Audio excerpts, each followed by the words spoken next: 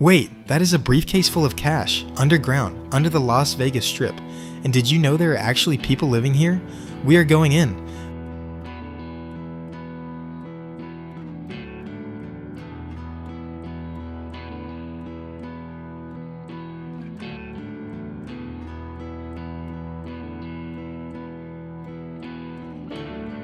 Let's check this out. Las Vegas, 39 million visitors a year, $42 million wagered every single day on the Strip alone. Nobody looks at the drainage grates in the pavement. Below the Strip, 600 miles of concrete flood control tunnels, built in the 1980s to manage flash floods in the Nevada desert. They serve a different purpose now. Somewhere between 1,200 and 1,500 people are estimated to be living in these tunnels right now. That's crazy. The flood control tunnels are wide enough to ride a bike through. Some people do. The highest is 2 meters up. When the monsoon hits the Nevada hills, this tunnel fills in minutes. Through the grates, you can see the Strip, hear the music, the slots, the crowd. 2 meters of concrete between the biggest casino floor on Earth and this. Most of the year the tunnel is dry, a corridor, a place to sleep. Flood season runs June to September. Between floods, this is a city. American cockroaches, the large ones. They are everywhere down here. The tunnel dwellers get used to them, the new arrivals do not.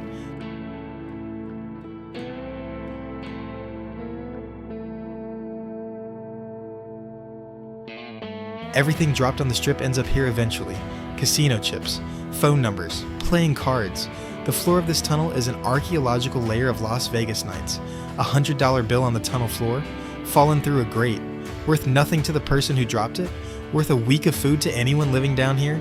The older tags have been through floods. The watermark runs through some of them. Someone sprayed their name here. The tunnel was already filling when they did it. The wild rat population in these tunnels is enormous. They feed on everything that falls through the grates. They have been here longer than any of the people.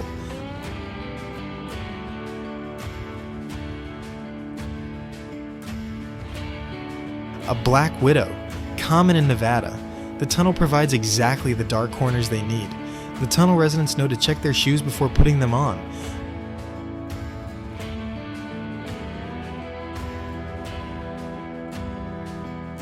A Mexican free-tailed bat colony. They roost in the infrastructure gaps in the ceiling. They eat the insects. Without them, the cockroach population would be far worse.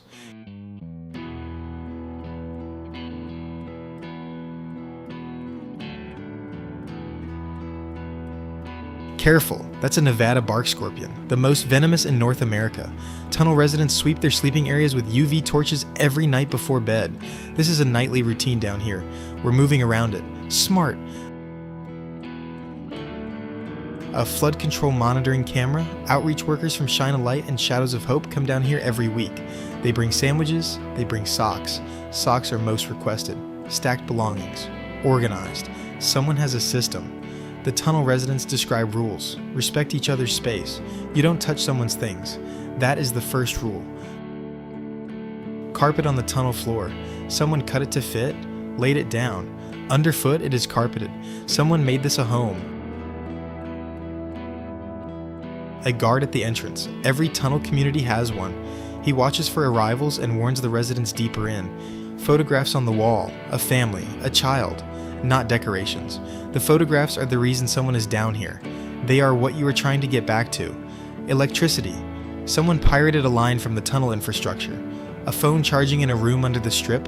One resident said, the only thing missing is running water. A Bible. Shoes lined up in a row. One couple documented underground in 2009 had a bed, a bookcase, and a makeshift shower after 5 years. Meth, fentanyl, opioids.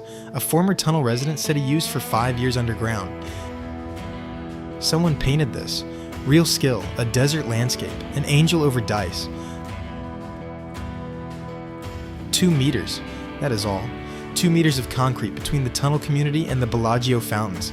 The tourists above have no idea. Still here, someone wrote that on the wall above where they sleep. Casino infrastructure. We're beneath the Caesar's Palace. The drainage pipe of one of the most profitable casinos on Earth runs through the same tunnel where someone is sleeping 30 meters back.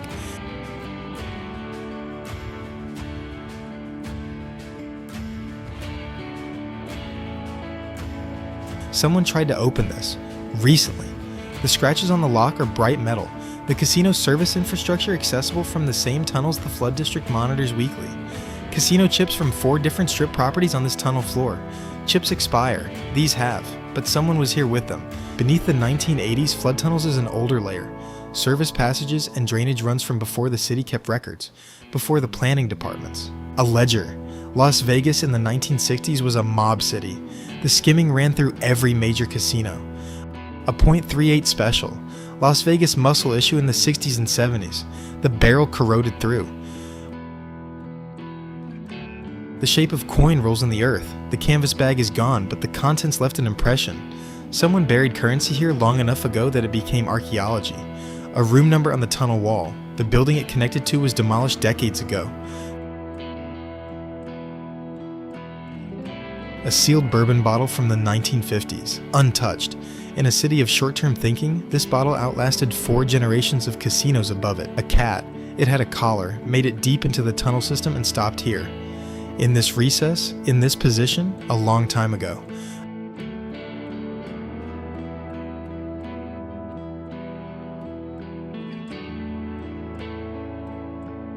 A brick placed across the passage entrance. There is something at the end of the passage, a briefcase. In a sealed passage under the Las Vegas Strip, both locks closed, both clasps intact. There's another one, $340,000, cash, bundled hundreds. The rubber bands have perished, but the bills are intact. US currency is 25% cotton. Chips from 3 casinos that no longer exist. A handwritten list of names and amounts. $340,000. Circled. This is a skim ledger. The indentations in the earth under the briefcase feet, it is not moved. This is not something we are moving. The cat skeleton, the revolver, the bourbon bottle. Everything down here has been waiting. The city above has rebuilt itself 4 times.